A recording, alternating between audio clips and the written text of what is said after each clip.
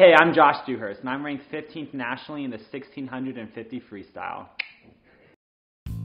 Josh Dewhurst, one of our star swimmers, of course. Josh Dewhurst, a name many people at Paso Robles High School are familiar with. He's the guy who's broken school records left and right, and came out of nowhere from the heart of the desert on the border of Arizona. I guess it's kind of affected my swimming just because the competition in California is so much better than the competition in Arizona. But overall, I feel like it's a positive thing because I just have so many more opportunities to be seen here and so many more opportunities to get scholarships, go to college, and just be seen by more coaches and more people and kind of have a bigger impact. Josh has set his long-term goals. We've sat down and done that. So his first goal is to make it to the junior national level. He's getting fairly close to that. The next level after that would be senior nationals and Olympic trials.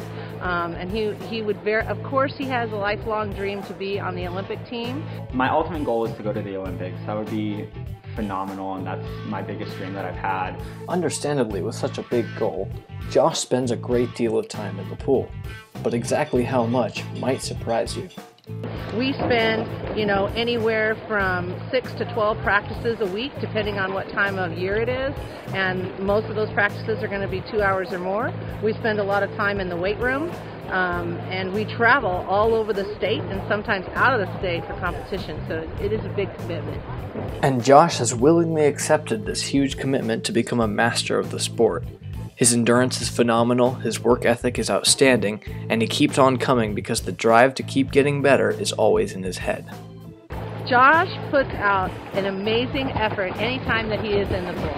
And he, as we talked about before, he is very meticulous in his details. So he is always doing his turns perfectly. He is always paying attention to his stroke technique. When we do race pace activities, he is going as fast as he possibly can whenever he is asked to. He doesn't skip any of the workout. He's not getting out early. He is putting himself through the paces every moment that he is here. With this level of dedication and finesse, you are unable to find anybody in our area who can beat Josh. What he puts in is really what he gets out. I mean, the other day in that meet against Rigetti, in all of his events, he had people right next to him until about the last 15% of the race, and then he just goes by everybody. He has the ability to do that. So Josh is the superstar. He is undoubtedly our biggest asset and one of the finest swimmers our program has seen in many years. But is he out of touch from the rest of the team? Absolutely not. Sometimes it's hard to be a team leader when you're only a sophomore, but it's obvious that kids already look up to him. He is very team-oriented as far as the spirit goes. He will be down cheering at the lane for everybody, and not just the fast swimmers. I see him cheering for the JV swimmers as well. One of the reasons that people like Josh or aspire to him because he does motivate all levels of the swim team. Josh is pretty enthusiastic with everything he does. His personality is larger than life. When he walks in the room, you know that he is there. It's left? Left. Oh, okay. That was illegal, Gavin. Waiting for you. Oh, wait. Ready? Okay, we're gonna go. 1, 2, 3, go.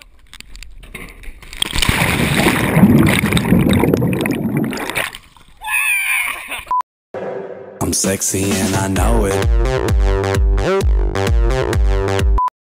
Too much. It couldn't handle my sexiness. This one. Absolutely. I look like such a jackass in this.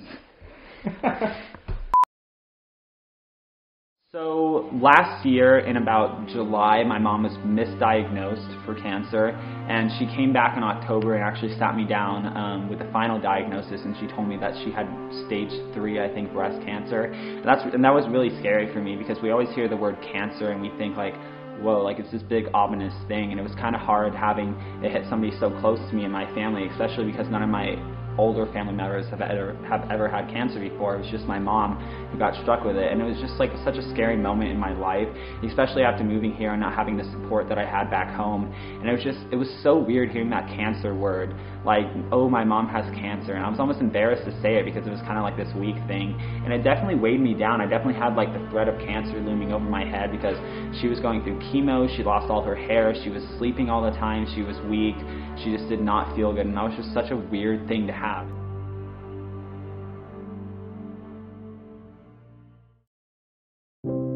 Things are going to happen to you in your life, whether they be good things, whether they be bad things. You're going to go through points in your life when you're on a super big high, but you're also going to be at points when you're at a super big low. And just don't worry about that. What I like to do, especially when I'm at a really low, is think about my long-term goals and how I'm going to get there. And once you have really decided what you want, then you sit down and put your mind and your body towards those goals. And everything, all the little obstacles that can come up are easily dismissed because you just refer, what do I want? Why am I here? And what am I doing? So it's just like life goes on, and keep striving towards your goals because you can never be too hungry.